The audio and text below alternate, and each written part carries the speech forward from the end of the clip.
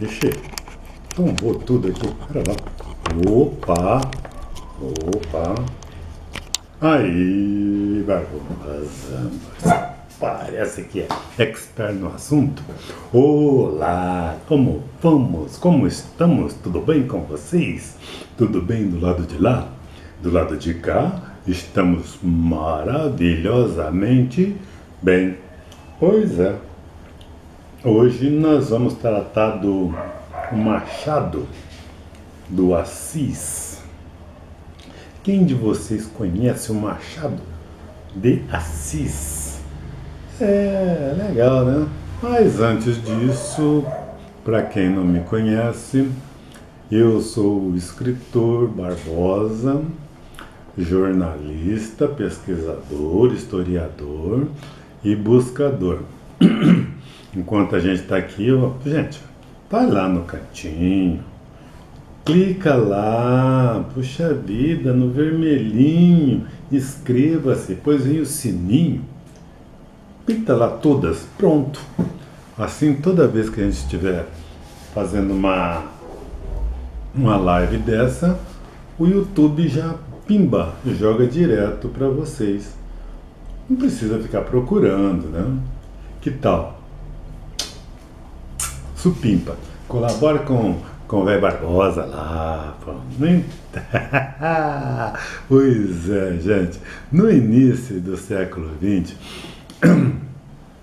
em que o racismo científico, o pós-abolição e a máquina fotográfica em preto e branco compunha as inovações da sociedade urbana do Brasil, foi muito comum a divulgação de autores, escritores, artistas e políticos afrodescendentes como pessoas brancas. Vocês já viram uma coisa dessa? Então, era fácil o clareamento. Então, um dos que aconteceu em sua vida, de pardo, mas nunca quis ser e sempre se passou por branco, foi Joaquim Maria Machado de Assis. Machado de Assis, como era conhecido, nasceu no Morro do Livramento, Rio de Janeiro, mestiço de uma família pobre. Mal estudou em escola pública e nunca frequentou universidade. Seu pai foi Francisco José de Assis, um mulato que pintava paredes, filho de Francisco de Assis e Inácia Maria Rosa, ambos pardos e escravos alforriados. A mãe foi a lavadeira Maria Leopoldina da Câmara Machado, portuguesa e branca, filha de Estevão José Machado e Ana Rosa. Os Machados imigraram para o Brasil em 1815, oriundos da ilha de São Miguel, do arquipélago português de Açores. Ambos os pais de Machado de Assis sabiam ler e escrever, fato incomum na sua época e classe social, né? Ambos eram os agregados de Dona Maria José de Mendonça Barroso Pereira, esposa do falecido senador Bento Barroso Pereira, que abrigou seus pais e os permitiu morar junto com ela. Os biógrafos notam que, interessado pela boemia e pela corte, lutou para subir socialmente, abastecendo-se da superioridade intelectual e da cultura da capital. Para isso, assumiu diversos cargos públicos, passando pelo Ministério da Agricultura, do Comércio e de Obras Públicas, e conseguindo precoce notoriedade em jornais onde publicava suas primeiras poesias e crônicas. Em sua maturidade, reunido a colegas próximos, fundou e foi o primeiro presidente unânime da Academia Brasileira de Letras. Ele não fundou, né? Mas o historiador diz que ele fundou, mas não fundou. Escreveu em praticamente todos os gêneros literários, sendo poeta, romancista, cronista, dramaturgo, contista, folhetinista, jornalista e crítico literário. Testemunhou a abolição da escravatura e a mudança política no país, quando a República substituiu o Império, além das mais diversas reviravoltas pelo mundo em finais do século XIX e início do XX, tendo sido grande comentador e relator dos eventos políticos sociais de sua época. Sua extensa obra constitui-se de 10 romances, 200 contos, 10 peças teatrais, 5 coletâneas de poemas e sonetos e mais de 600 crônicas. Machado de Assis é considerado o introdutor do realismo no Brasil, com a publicação de Memórias Póstumas de Brás Cubas, em 1881. Este romance é posto ao lado de todas as produções posteriores, todas as suas produções posteriores. Quincas Belo d'Água, Dom Casmurro, Esaú e Jacó e Memorial de Aires, ortodoxamente conhecido como pertencentes à sua segunda fase, em que se notam traços de pessimismo e ironia, ambos, embora não haja rompimento de resíduos românticos. Dessa fase, os críticos destacam que suas melhores obras são a da trilogia realista. Sua primeira fase literária é constituída de obras como Ressurreição, A Mão e a Luva, Helena e Yaya Garcia, onde notam-se característica herdada do romantismo ou convencionismo, como preferem os críticos modernos. Influenciou grandes nomes das letras, como Olavo Bilac, Lima Barreto, Drummond de Andrade, John Bert, Donald Bertelme e outros. Ainda em vida, alcançou fama e prestígio pelo Brasil e países vizinhos. Hoje em dia, por sua inovação literária e por sua audácia em temas sociais e precoce, é frequentemente visto como o escritor brasileiro de produção sem precedente, de modos que, recentemente, seu nome e sua obra têm alcançado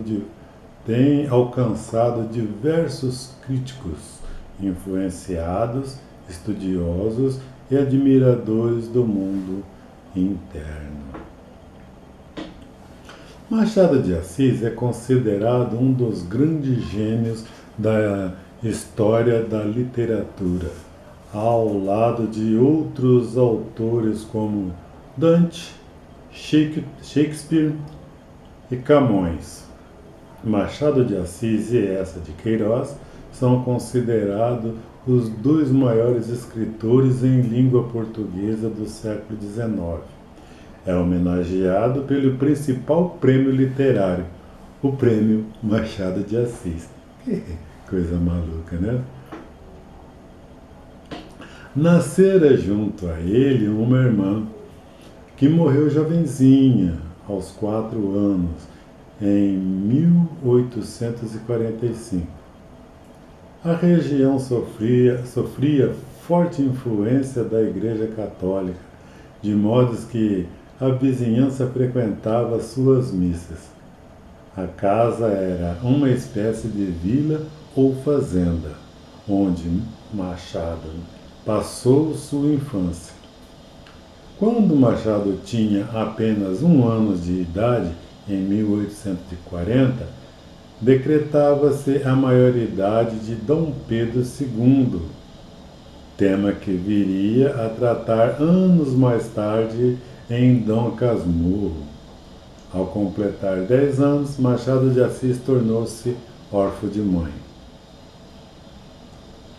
Mudou-se com seu pai para São Cristóvão, na rua São Luís de Gonzaga, número 48. E logo o pai se casou com sua madrasta Maria Inês da Silva, em 18 de junho de 1854. Ela cuidaria do garoto quando Francisco viesse a morrer em tempo depois. Segundo descrevem alguns biógrafos, a madrasta confeccionava doces numa escola reservada para meninas, e Machado teve aulas no mesmo prédio, enquanto à noite estudava a língua francesa com um padeiro imigrante. Nasceu para isso, né? A ideia do bicho era fervilhava, não tinha como parar o moleque. Em 1854, publicou-se o primeiro soneto, no Periódico dos Pobres. No ano seguinte, passou a frequentar a livraria do jornalista e topógrafo Francisco de Paula Brito. Paula Brito era um humanista e sua livraria, além de vender remédios, chá, fumo de rolo, porcas e parafusos, também servia como ponto de encontro de sua sociedade. Lá se discutia tudo, desde a retirada de um ministro até a pirueta da dançarina da moda, desde o dó do peito do Tamberlique, até o discurso do Marquês do Paraná. Aos 21 anos de idade, Machado de Assis já era personalidade considerada entre as rodas intelectuais carioca.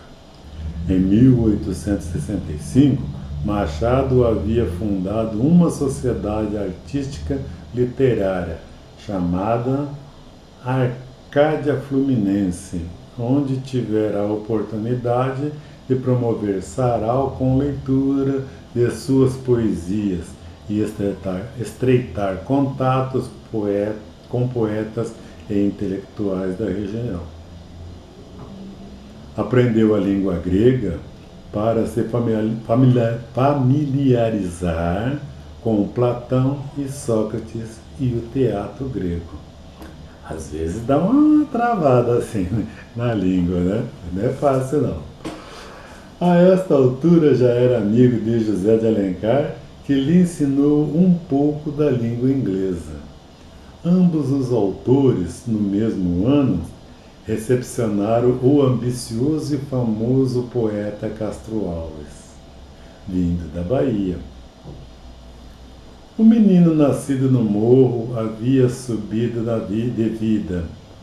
Graças à sua nova posição, mudou-se do centro da cidade para o bairro do Cateto, na Rua do Cateto, número 206, onde morou durante 6 anos, dos 37 aos 43. Machado de Assis e Carolina Augusta se casaram no dia 12 de novembro de 1869, em 20 de outubro de 1904. Carolina morre aos 70 anos de idade. De acordo com alguns biógrafos, o túmulo de Carolina era visitado todos os domingos por Machado. Inspirado na Academia Francesa, Medeiros e Albuquerque, Lúcio de Mendonça e um grupo de intelectuais da Revista Brasileira idearam e fundaram em 1897, junto ao entusiasmado e apoiador Machado de Assis, a Academia Brasileira de Letras, com o objetivo de cultuar a cultura brasileira e, principalmente, a literatura nacional. Viu que eu falei lá anteriormente que ele não havia fundado? Sim, então foi esse grupo. Unanimemente, Machado de Assis, agora sim, foi eleito o primeiro presidente da academia, logo que havia sido instalada no dia 28 de janeiro do mesmo ano. Como escreve Gustavo Bernardo, quando se fala Machado fundou a academia, no fundo o que se quer dizer é que Machado pensava na academia. Os escritores e fundadores precisavam de um presidente em torno do qual não houvesse discussão. No discurso inaugural, Machado de Assis aconselhou os presentes: passai aos vossos sucessores o pensamento e a vontade iniciais, para que eles os transmitam também aos seus, e a vossa obra seja contada entre as sólidas e brilhantes páginas dessa nossa vida brasileira. Às 3h20 de 29 de setembro de 1908, na casa de Cosme Velho, Machado de Assis morre aos 69 anos de idade.